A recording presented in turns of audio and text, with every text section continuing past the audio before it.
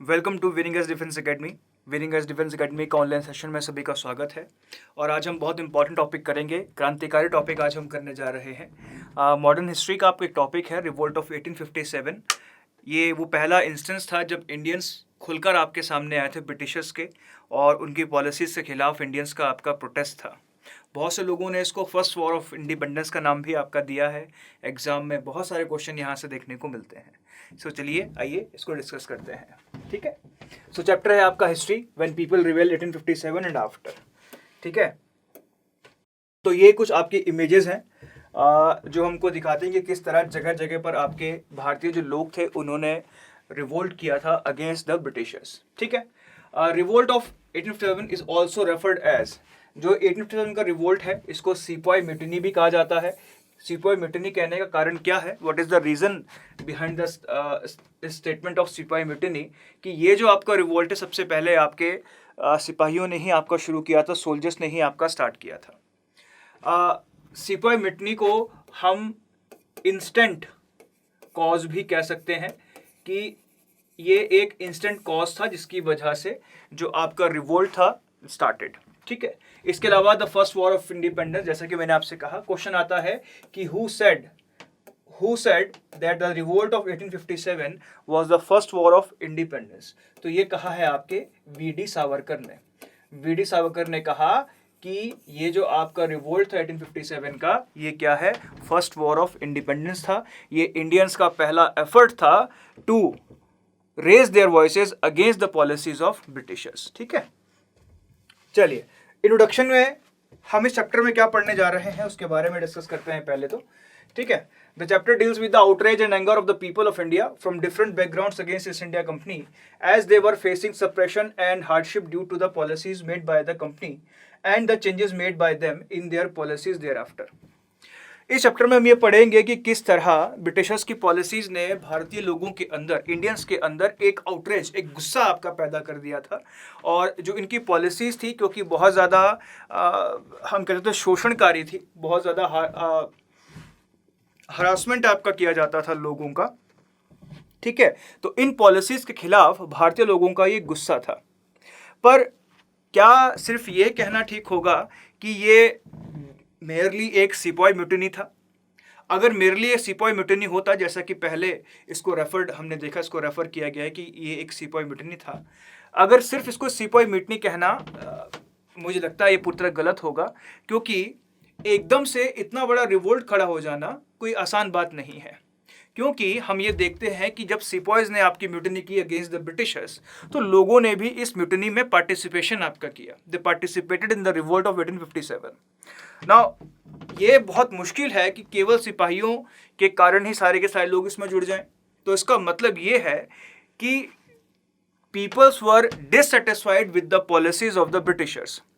और जब उनको मौका आपका मिला, जब सिपाहियों ने शुरुआत आपकी, जब सोल्जर्स ने आपका इनिशिएट किया या स्टार्ट किया इस आपके रिवोल्ट को, तो जो कॉमन पीपल थे वो भी इस रिवोल्ट में आपका जम कर गए। इसका मतलब क्या है?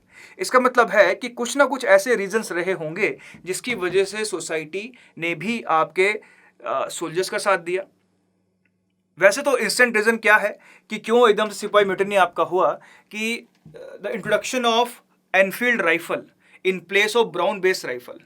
Now the soldiers of India at that time were using brown base rifles, and Lord Dalhousie introduced new rifles which were called Enfield rifles. तो उसमें जो आपकी कार्ट्रिजेस आपकी हुआ करती थी, ठीक है, कार्ट्रिजेस जो हुआ करती थी इस एनफील्ड राइफल की, इट इज सेड कि उसमें आपका गाय और जो आपका पिग होता है, सुअर आपका होता है, उसकी चर्बी का इस्तेमाल किया गया है, उसके स्किन का यूज किया गया है। नाउ पहले की राइफल्स में क्या हुआ करता था बच्चों, कि आपको ना कारतूस, जो कार्ट्रिज होता है उसको मुंह से खोलना पड़ता था, फिर उसको गन में आपका लोड करना पड़ता था, फिर गन से आप शूट करते थे। सो अगर आपको ये पता चले कि आपके किसी कार्ट्रिज में गाय की चर्बी लगी है या पिग की चर्बी आपकी लगी है, तो बहुत से लोगों के लिए ये रिलीजियस सेंटिमेंट को हर्ट करने जैसा था। अब इंडियंस के लिए जो काव है वो उसकी हम वर्शिप करते हैं, उसकी बहुत जो हमारे रिलीजियस टेक्स्ट हैं उसमें उसको सेक्रेड कहा गया है, और जो पिग है उससे जो मुस्लिम्स हैं वो नफरत करते हैं। तो अगर दोनों इंडिया में जो दोनों सोल्जर्स थे या तो हिंदूज थे या मुस्लिम्स थे। अब इंडियन सोल्जर्स या हिंदू सोल्जर्स हैं, वो गाय वाला कारतूस मुंह से नहीं खोलेंगे क्योंकि गाय सेक्रेड है, खाना क्या है, पाप है।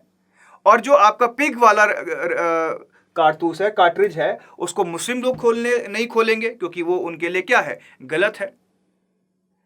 इस वजह से हम ये देखते हैं कि पूरे के पूरे जो सिपॉइज थे या पूरे के पूरे जो सोल्जर्स थे, they protested against the use of this cartridges and they protested against the use of Enfield rifle. ठीक है। ये जो आपका रीजन था ना बच्चों, ये इंस्टेंट रीजन था कि क्यों एकदम से इतना बड़ा रिवोल्ट आपका खड़ा हो गया और क्यों एकदम से सारे के सारे सोल्जर्स ने ये तय कर लिया कि हम ब्रिटिशर्स के खिलाफ प्रोटेस्ट करेंगे। ठीक है। इसके अलावा बच्चों एक और रीजन है, बड़ा सीक्रेट आपका रीजन है, ये है service enlistment laws. Now service enlistment laws क्या होता है बच्चों? लॉर्ड डलहौजी ने एक, हम ये कह सकते हैं कि कॉन्ट्रैक्ट वो लेकर आया, एग्रीमेंट वो लेकर आया। मैं इसे बताने से पहले थोड़ा सा हिस्ट्री में जाता हूं और मैं आपको बताता हूं कि what was the belief of Indian people, Indian society at that time. Indian people believed, in Indian society, when I say Indian people, it means both Muslim and Hindus. They believed if they cross the sea, and went to another foreign land, they will lose their religion. Hinduism में या Indian society में ये myth हुआ करता था कि अगर समुद्र पार कर लिया, दूसरे देश में चले गए, तो अपने धर्म, अपने रिलीजन का क्या हो जाएगा, नाश हो जाएगा। सर्विस इनलिस्टमेंट लॉज ये बात करता था कि जो भी नया सोल्जर रिक्रूट होगा आर्मी में, उसको service enlistment law contract sign करना होगा। अकॉर्डिंग टू दिस लॉ, उसको जहां पर भी भेजा जाएगा, किसके द्वारा, ईस्ट इंडिया कंपनी के द्वारा, इसको जहां पर भी सर्विस के लिए भेजा जाएगा वहां उसको जाना जरूरी था। Whether he have to cross sea और क्रॉस लैंड, जहां पर भी उसको आर्मी भेजेगी, he have to go, he have no other choice. अब इस लॉ की वजह से भी जो आपके इंडियन सोल्जर हैं वो क्या हो जाएंगे, नाराज हो जाएंगे, है ना, और क्या हो जाएगा, आपका प्रोटेस्ट हो जाएगा। तो सिपाही मिटनी जो है या सोल्जर्स का प्रोटेस्ट जो है, इसको हम इंस्टेंट रीजन कह सकते हैं कि किसकी वजह से सोल्जर आपके नाराज हो गए और उन्होंने क्या कर दिया, प्रोटेस्ट कर दिया। लेकिन क्या यही एक कारण है? क्या सोल्जर्स जो आपका डिससेटिस्फिकेशन है with the policy of the Britishers, this is the only reason for this revolt? तो नहीं। तो और कौन कौन से हैं, आओ देखते हैं। सबसे पहला जो आपका कारण है, इसको मैं कहूंगा social reason. Now what are the social reason by which the people of the country are dissatisfied with the rule? कोई भी प्रोटेस्ट ऐसे स्टार्ट नहीं होता। लोगों के अंदर क्या होता है, जो कोई भी स्टैब्लिशमेंट होता है उसके बारे में या उसके लिए कोई ना कोई डिससेटिस्फैक्शन होता है, और उस डिससेटिस्फैक्शन के बाद ही कोई ना कोई प्रोटेस्ट स्टार्ट होता है। तो सबसे पहले क्या हम देखते हैं, सोशल रीजन क्या है। What is the social reason for the starting of that, या कि वो सोशल रीजन क्या है जिसकी वजह से लोगों के अंदर ब्रिटिशर्स के प्रति डिससेटिस्फैक्शन आपका पैदा हो गया। सोशल रीजन की हम बात करें, हम ये देखते हैं कि we have many traditions in our society earlier on, and Britishers try to suppress all this traditions in the society. भारतीय समाज में बहुत सारे ट्रेडिशंस आपके हुआ करते थे और ब्रिटिशर्स ने अपनी पॉलिसी से इन सारे ट्रेडिशंस को दबाना आपका शुरू कर दिया। ठीक है, जैसे कास्टिज्म को उन्होंने बढ़ावा दिया, हिंदू मुस्लिम झगड़े को उन्होंने आपका बढ़ावा दिया। ठीक है, उन्होंने सोसाइटीज़ के बीच में बहुत सारी चीज़ें आपकी ऐसी कर दी कि जिसकी वजह से जो कम्युनिटीज़ थी उनके बीच में जो सौहार्द था, जो प्यार था, हारमनी थी, पीस थी, वो डिस्टर्ब हो गई, जिसकी वजह से लोगों के अंदर क्या पैदा हो गया, ब्रिटिशर्स के प्रति गुस्सा, नाराजगी पैदा हो गई। तो उसको हम क्या कहेंगे, ये एक सोशल रीज़न है। दूसरा रीज़न क्या है बच्चों, economic reason. Other reason is economic reason. Now economic policies जो थी ब्रिटिशर्स की, वो किसी भी तरीके से इंडियंस के लिए बेनिफिशियल नहीं थी। ब्रिटिशर्स पॉलिसीज बनाते इसलिए थे कि ज़्यादा से ज़्यादा भारतीयों से पैसा लूटा जा सके, सो दे कैन लूट more and more from the resources of India. ऐसी इकोनॉमिक पॉलिसीज की वजह से हम देखते हैं कि दे impose heavy taxes on Indian people, they impose heavy taxes on farmers, they impose heavy taxes on traders, they impose heavy taxes on merchants, and because of this because of their imposition of many taxes on the people of the country, the economic condition of the people of the country deprived heavily. अब इतने ज़्यादा tax लगाने के कारण लोगों की जो economic condition थी वो बहुत तेज़ी से नीचे आपकी गिरती गई, लोग और ज़्यादा गरीब आपके होते गए। और क्योंकि ये सारे का सारा कंडीशन क्यों पैदा हुआ था? ब्रिटिश की गलत इकोनॉमिक पॉलिसीज के कारण, due to faulty economic policies of the Britishers की वजह से ये पैदा हुआ था। तो इस फॉल्टी इकोनॉमिक पॉलिसीज की वजह से लोग क्या हो गए? ब्रिटिशर्स से नाराज हो गए और 1857 के रिवोल्ट में कूद पड़े। ठीक है, तो ये कौन सा रीजन हो गया बच्चों? इकोनॉमिक रीजन हो गया, कि जहां पर ब्रिटिश इकोनॉमिक पॉलिसीज ने क्या किया? इंडियन रिसोर्सेज का बड़ी मात्रा में डिप्रिवेशन किया।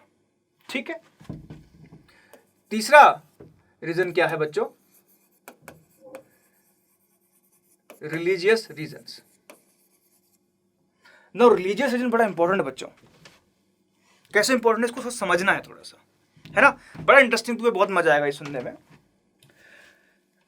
ये हम जानते हैं कि इंडियन सोसाइटी में बहुत सारी इविल्स प्रिवेल करती थी, बहुत सारे इविल्स आज भी प्रिवेल करते हैं। जैसे डॉरी आपका सिस्टम है, ये आज भी आपको प्रिवेल करता है, और गर्ल चाइल्ड इन्फेंटिसाइड है, ये आज भी प्रिवेल आपका करता है। जो आपका सेक्स रेशो जो है वो इंडिया में इतना कम क्यों है गर्ल चाइल्ड का? क्योंकि कारण क्या है कि गर्ल चाइल्ड को आज भी बहुत सारी सोसाइटीज़ में अच्छा नहीं माना जाता। इसके अलावा विडोज जो आपकी हुआ करती थी एट दैट टाइम पर, उनकी रिमैरिज भी नहीं हुआ करती थी। सो हमारी इंडियन सोसाइटीज़ में बहुत सारी इविल्स प्रिवेल किया करती थी, जैसे सती सिस्टम आपका हो गया, पर्दा सिस्टम आपका हो गया, विडो रिमैरिज का ना होना, और जो विमेन चाइल्ड है उसको ज़्यादा, उसके बर्थ को ज़्यादा इम्पोर्टेंस ना देना, अच्छा ना माना जाना, ये बहुत सारी इविल्स हमारी सोसाइटी में प्रिवेल करती थी। नाउ ब्रिटिशर्स और कुछ इंडियन लोग जैसे राजा राम मोहन राय, ब्रिटिशर्स और कुछ इंडियन लोग इन सभी ट्रेडिशंस को सोशल इविल्स के रूप में देखते थे, पर जो इंडियंस थे इन सारे के सारे ट्रेडिशंस को अपने धर्म से जोड़ते थे। ठीक है, यानी कि सती प्रथा भले ही एक इविल था, पर भारतीयों के लिए ये उनका धर्म था। विडो रिमैरिज ना होना भले ही एक इविल था, पर भारतीयों के लिए क्या था? उनका धर्म था। जब ब्रिटिशर्स ने सोशल रिफॉर्म्स वो लेकर आए इंडिया में, रिलीजियस रिफॉर्म्स वो लेकर आए इंडिया में, जिसके तहत सती प्रथा को बैन किया गया, पर्दा सिस्टम को बैन किया गया, विडो रिमैरिज एक्ट आपका लाया गया, इन सभी चीज़ों को भारतीयों ने अपने रिलीजन पर अटैक माना। इसके साथ साथ इन सभी चीज़ों को भारतीयों ने अपने रिलीजन में बेवजह का इंटरफेरेंस आपका माना, जिसकी वजह से जो इंडियंस थे वो क्या हो गए? ब्रिटिशर्स से नाराज हो गए और 1857 के रिवोल्ट में सिपाहियों का साथ देने के लिए कूद पड़े। ठीक है, चौथा जो आपका रीजन है बच्चों, ये है पॉलिटिकल रीजन। पॉलिटिकल रीजन का मतलब क्या है? पॉलिटिक का मतलब होता है बच्चों राजनीति। अब उस समय भारत में पॉलिटिकल लीडर्स कौन हुआ करते थे? मुगल्स हुआ करते थे, लक्ष्मीबाई हुआ करती थी, नवाब हुआ करते थे। ये सारे के सारे कौन थे बच्चों? पॉलिटिकल लीडर्स थे। और ये मैं इनके बारे में क्यों आपको ये बता रहा हूँ? क्योंकि आपका जो म्यूटिनी आपका हुआ था उसमें बड़ी मात्रा में पॉलिटिकल लीडर्स ने भी पार्टिसिपेशन किया था। हमने पढ़ा है कि रानी लक्ष्मीबाई ने भी पार्टिसिपेशन किया था, तात्या तोपे ने पार्टिसिपेशन किया था, हजरत महल ने पार्टिसिपेशन आपका किया था, कुंवर जगदीश नारायण ने पार्टिसिपेशन आपका किया था। तो ये सभी लोग क्या हुआ करते थे उस समय? इंडिया के पॉलिटिकल लीडरशिप हुआ करती थी।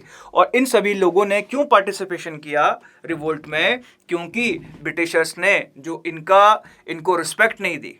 ये पॉलिटिकल लीडर थे, पॉलिटिकल रिप्रेजेंटेटिव थे कंट्री के, इनको कोई भी रिस्पेक्ट नहीं दिया ब्रिटिशर्स ने, जिसकी वजह से क्या हुआ? ये लोग ब्रिटिशर्स से नाराज आपके हो गए, ब्रिटिशर्स इनकी बेइज्जती किया करते थे, इनको सही रिस्पेक्ट नहीं दिया करते थे, जिसकी वजह से क्या हो गया? ये लोग ब्रिटिशर्स के खिलाफ हो गए और 1857 की म्यूटिनी में सोल्जर्स के साथ इन्होंने भी पार्टिसिपेशन करना शुरू कर दिया। ठीक है, पांचवा जो कारण है बच्चों, इसको हम कहते हैं एडमिनिस्ट्रेटिव रीजन।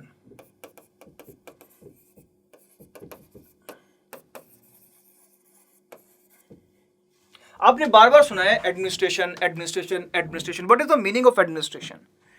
एडमिनिस्ट्रेशन को बच्चों हिंदी में कहते हैं प्रशासन।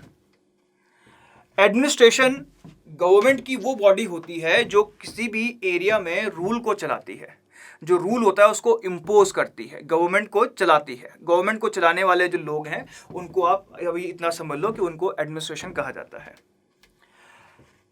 हुआ ये कि जब ब्रिटिशर्स ने इंडिया में अपना रूल स्टार्ट किया तो वो अपने ब्रिटिश एडमिनिस्ट्रेटर के स्ट्रक्चर को इंडिया में लेकर आए। ब्रिटिश एडमिनिस्ट्रेशन का स्ट्रक्चर क्या है बच्चों? आप देखते हो कि आप किसी भी ऑफिस में जाओ तो वहाँ पूरा सिस्टम है, कुर्सी लगी है, टेबल लगा है, वहाँ वो इंसान काम कर रहा है, वो इंसान काम कर रहा है, बहुत सारी कुर्सियाँ, चेयर। जैसे आप कभी अपने पेरेंट्स के साथ बैंक में आपका जाते हैं तो आप देखते हैं कि डिफरेंट जो लोग हैं काम कर रहे हैं और सबको कोई ना कोई ड्यूटी असाइन की गई है। ये ब्रिटिश एडमिनिस्ट्रेशन का स्ट्रक्चर ही है जिसको हम आज भी फॉलो कर रहे हैं। अब पहले क्या हुआ करता था बच्चों? राजा महाराजा हुआ करते थे और राजा महाराज के दरबार के बाहर मुंशी बैठा हुआ करता था। आपको कुछ भी काम है तो आप मुंशी के पास जाते थे, मुंशी आपका काम कर देता था। पर ये जो ब्रिटिश एडमिनिस्ट्रेटिव जो स्ट्रक्चर था ये इंडिया के लोगों के लिए बिल्कुल नया था। The British administrative structure was alien in nature for the people of the country of India. जिसकी वजह से, और एक कारण और भी था, जब तक राजा महाराजा शासन करते थे बच्चों, जो लैंग्वेज यूज होती थी ऑफिसेज में वो थी पर्शियन। ठीक है, जो लैंग्वेज ऑफिसेज में यूज हुआ करती थी, इंडिया राजा महाराजा यूज करते थे, वो थी पर्शियन लैंग्वेज। लेकिन जब ब्रिटिशर्स आ गए तो उन्होंने कौन सी लैंग्वेज करना स्टार्ट कर दी? English language. Now English language के बारे में तो इंडियन को जानकारी ही नहीं थी। तो इंडियंस को क्या लगने लगा कि ब्रिटिश ऑफिस में कितनी बार भी चले जाओ आपका काम होगा ही नहीं, क्योंकि इंडियंस को ब्रिटिश कल्चर के बारे में समझ थी ही नहीं। अब आपका कोई काम ना हो तो आप गुस्सा हो जाते हैं, है ना? आप स्कूल में गए हो, स्कूल में आप सोच रहे हो कि आज मैथ्स वाले सर ना आए और मैथ्स वाले सर आ जाएं, है ना? तो गुस्सा आता है। आपको पता है कि आज टेस्ट होना है उस क्लास में, इंग्लिश वाली मैम ने आज टेस्ट दिया है, भगवान करे इंग्लिश वाली मैम ना आए और मैम आ गई, है ना? डिसअपॉइंट हो जाओगे। सो एग्जैक्टली ऐसे ही इंडियंस जो थे इस एलियन नेचर से या इस एलियन एडमिनिस्ट्रेशन से क्या हो गए थे? आपके डिसअपॉइंट हो गए। उन्होंने कहा कि यहाँ मेरा काम नहीं होगा, I have to go somewhere else, I have to find someone else who will do my work. So इन सभी चीजों ने बच्चों इंडियन जो पब्लिक थी उसके अंदर एक आउटरेज पैदा कर दिया ब्रिटिशर्स के खिलाफ। ठीक है, सो अब हम ये समझते हैं कि सिर्फ सिपॉय म्यूटिनी या इंट्रोडक्शन ऑफ एनफील्ड राइफल्स या introduction of service enlistment law by Dalhousie were not the only reason why the revolt of 1857 started. इसके बहुत सारे रीजंस हैं जो एक एक करके हमने पढ़ लिए हैं। ठीक है, चलते हैं आगे। Policies and the people. The policies of East India Company affected the lives of Indian people in many ways. Those policies of East India Company had affected different people such as king, queen, lords, tribal, sepoys and peasants. So they started resisting against the East India Company Britishers as the policies were against the rights and sentiments. तो देखो जो मैंने आपको different reason बताए ना उसे हम यहां से निकाल सकते हैं। अब देखो किंग्स और क्वीन से जुड़ा हुआ कौन सा रीजन था बच्चों? पॉलिटिकल रीजन था, है ना? लैंडलॉर्ड, ट्राइब्स, सिपॉय से जुड़ा कौन सा रीजन हो गया बच्चों?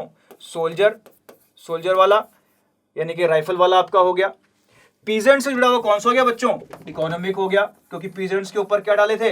बहुत सारे टैक्सेस इंपोज कर दिए थे। इसके अलावा rights and sentiments, rights and sentiments कौन सा हो गया बच्चों? सोशल और रिलीजियस हो गया। तो इस पैराग्राफ में वो सारे के सारे रीजन हमको नजर आते हैं जिसके बारे में अभी हमने डिस्कशन किया है ना? चलो नेक्स्ट देखते हैं। ये पॉलिटिकल रीजन आपके सामने है कि नवाब जो थे अपनी पावर्स खोने, nawab lose their power. Mid 18th century, Nawab lost power. They lost honor and authority. Freedom of rulers were reduced. Revenue and territories were taken away in stages. Ruling families tried to negotiate. Example: Rani Lakshmi of Jhansi, Nana Sahab, the adopted son of Peshwa Bajirao II. Awadh was the one of the territory annexed. In 1881, subsidiary alliances was imposed on Awadh. In 1856, finally it was taken over. तो ये अवध का state है जिसके बारे में यहाँ पर given है। इसके अलावा जो मुगल डायनेस्टीज थी वो भी अपने डिक्लाइन की ओर थी, वो भी इतने पावरफुल नहीं थे, जिसका फायदा किसने उठाया? आपके अंग्रेजों ने उठाया। मुगल डायनेस्टी भी उस समय इतनी पावरफुल आपकी नहीं थी। The new Mughal king was removed from the coins minted bye the company, जो आपके कॉइन्स आपके कंपनी ने मिंट किए थे उसमें मुगल बादशाह का नाम हटा दिया गया, ठीक है।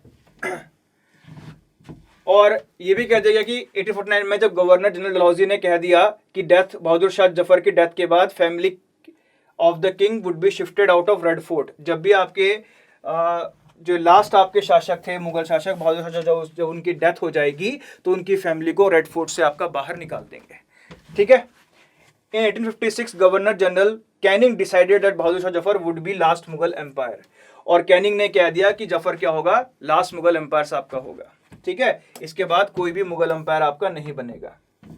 Peasant and zamindar were unhappy because of the high taxes and the rigid method of revenue collection. जैसे कि मैंने आपसे कहा कि British imposed many taxes on zamindars and peasants which make them unhappy with the British policy. Failed to pay loans, so lost their lands. Indian sepoys were discontented about their pay, allowances and condition of service. The new royals violated their religious sentiments and belief. यही मैंने आपसे कहा बच्चों कि जो नए rule थे, नए रूल में कौन सा था बच्चों, नया रूल जो उन्होंने लाया, the new rules violated their religion sentiments and believes. तो नया रूल क्या था बच्चों, वही एक तो सर्विस इनलिस्टमेंट लॉ है ना, ये भी इनके रिलीजियस सेंटिमेंट और बिलीव्स को हट करता था। दूसरा क्या था, एनफील्ड राइफल, ठीक है। सो एनफील्ड राइफल भी क्या करता था, आपके इनके सेंटिमेंट को हट करता था, क्योंकि एनफील्ड राइफल में कौन से आर्टिजन इस्तेमाल हुआ करते थे, जिनमें पोर्क और काऊ की चर्बी आपकी लगी रहती थी, ठीक है। The new law was pass by company for overseas service, यही वही है देखो बच्चों, ओवरसीज सर्विस का जो लॉ पास किया था उसको हम क्या कहते हैं, सर्विस इनलिस्टमेंट लॉ कहेंगे। The anger of peasant quickly spread among the sepoys, ठीक है। इसके बाद जैसे मैंने आपसे कहा था कि हम ब्रिटिशर्स ने क्या किया था, इंडिया में रिलीजियस रिफॉर्म्स भी करे थे, है ना। तो उस रिलीजियस रिफॉर्म में क्या हुआ, इंडियन सोसाइटी वो to be reformed, laws to stop practice of sati, sati को आपका अबॉलिश किया था, विडो रीमैरिज अबॉलिश किया था, इंग्लिश एजुकेशन वाज प्रमोटेड, है ना। तो देखो मैंने आपसे कहा था कि भले ही sati and widow remarriage were the evils of the society, but Indians जो थे इसे अपना ट्रेडिशन मानते थे, कल्चर मानते थे। जो जब ब्रिटिशर्स ने इसको बंद किया तो उनको ऐसा लगा कि ये हमारे रिलीजन में क्या है, ब्रिटिशर्स का इंटरफेरेंस है, ठीक है। ब्रिटिशर्स क्या कर रहे हैं, हमारे रिलीजन में इंटरफेरेंस कर रहे हैं। In 1830 Christianity missionaries was allowed to function freely. 1850 conversion of Christianity to inherit ancestral property, religious restriction, social custom and traditional way of life, इन सबको आपके अंग्रेजों ने क्या कर दिया, आपका डिस्ट्रॉय कर दिया। तो आप देखो ये दो आपकी फोटोज दिखाई गई हैं रिफॉर्म्स। सामने आपका सती सिस्टम है, जिसमें सती सिस्टम में क्या होता था बच्चों कि अगर किसी वाइफ का हस्बैंड मर जाता था तो वाइफ को भी उसके साथ जला देते थे जिंदा। ये बहुत बड़ा इविल था, ठीक है। इसको ब्रिटिशर्स ने हटाया, पर इंडियंस जो थे ना इसको अपने कल्चर के साथ जोड़ते थे और लगता था, उन्हें ऐसा लगता था कि ब्रिटिशर्स ने हमारे ट्रेडिशन को क्या किया है, आपका बेइज्जती की है उसकी, ठीक है। और देखो विडो रिमैरिज, विडो किसे कहता है बच्चों, जिसके हस्बैंड की डेथ हो जाती है उसको विडो कहते हैं। तो एंशिएंट टाइम में विडोज की शादी दोबारा से नहीं होती थी, ठीक है। उनको गलत माना जाता था, इस शादी को गलत माना था, लेकिन अंग्रेजों ने क्या किया, इसके लिए एक्ट बना दिया कि विडोज की क्या हो सकती है, दोबारा से रिमैरिज हो सकती है, ठीक है। उसके बाद क्या हो गया, a mutiny becomes a popular rebellion. अब जो छोटी सी सैनिकों ने आपकी म्यूटिनी स्टार्ट की थी सिपॉयज ने, वो इतना बड़ा रिवेलियन कैसे बन गया, क्योंकि सभी का एक ही कॉमन एनिमी था, है ना। सभी क्या था, एक ही कॉमन एनिमी था। People need to organise, communicate, take initiative and display the confidence. After 100 years company face a massive rebellion. Sepoys mutinied in several places beginning from Meerut, ठीक है। और सबसे पहले मेरठ में आपका किसने किया था रिवोल्ट बच्चों, मंगल पांडे ने किया था, ठीक है। मंगल पांडे ने क्या किया था, अपने जो ऑफिसर थे उसकी हत्या कर दी, उसका मर्डर कर दिया और आपका स्टार्ट कर दिया, ठीक है। 29 March 1907, a young soldier Mangal Pandey was hanged to death for attacking his officers in Barrackpore. जैसे मैंने आपसे कहा था कि मंगल पांडे ने क्या किया था, अपने ऑफिसर की हत्या कर दी थी, जिसके बाद उसको फांसी दे दी गई, ठीक है। Regiment of Merit refused to do the army drill. 9th May 75 sepoys were dismissed from service and sentences to 10 years of jail. On 10th May the soldier marched to the jail in Merit and released the sepoys. अब क्या हुआ, सारे सैनिक इकट्ठे हो गए और उन्होंने सारे के सारे सैनिक जिनको जेल में डाल दिया गया था उनको छुड़वा दिया। They attacked and killed British officers, they captured guns and ammunition, war on firangis, और उनका नारा क्या दिया आपका, वॉर ऑन फिरंगीज, ठीक है, अंग्रेजों को फिरंगी कहा जाता था। अब इस रिबेलियन का लीडर किसको बनाया गया, इस रिबेलियन का लीडर बनाया गया किसको, बहादुर शाह जफर को बनाया गया था। 10th में the sipahis of Meerut rode to Mumbai, the regiments stationed in Delhi also rose up in rebellion. The British officers were killed, arms and ammunition seized, buildings set on fire. The soldier convinced Bahadur Shah Jafar as their leader. Bahadur Shah Jafar wrote letters to all his chiefs and rulers of the country to fight the British. ठीक है, तो जितने भी आपके बहादुर शाह के दोस्त थे, जानने वाले थे, नवाब वगैरह थे, बहादुर शाह ने सबको लेटर आपका लिखा और कहा कि सबके सब लोग क्या करो, ब्रिटिश के खिलाफ लड़ाई घोषित कर दो। ठीक है, तो हम ये देखते हैं कि किस तरह the policies of East India Company affected the lives of Indian people in many ways. Nawab lose their power, peasant and sepoys were unhappy, British reform the Indian society, many Indians were dissatisfied with British policies, so Indian rose against the British policies and reforms. तो हम समझ में आता है कि 1857 का revolt आखिरकार हुआ क्यों था। ठीक है, सो ये आपके मेन रीजन थे 1857 रिवोल्ट के, जो मैंने आपको बेसिकली समझाए थे 5 रीजन, उनको ही याद रखना है। और जो भी जैसे मैंने आपको एक्सप्लेन किया है उसको आप एक बार ज़रूर सुन ले दोबारा से बैक में जाके, ताकि ये सारी की सारी चीज़ें जितने भी डॉट्स हैं आपके कनेक्ट हो सकें। तो ये था आज का लेक्चर, रिवोल्ट ऑफ 1857। उम्मीद करते हैं आपको समझ में आया होगा। मिलते हैं आपसे अगले लेक्चर में, तब तक के लिए बाय बाय।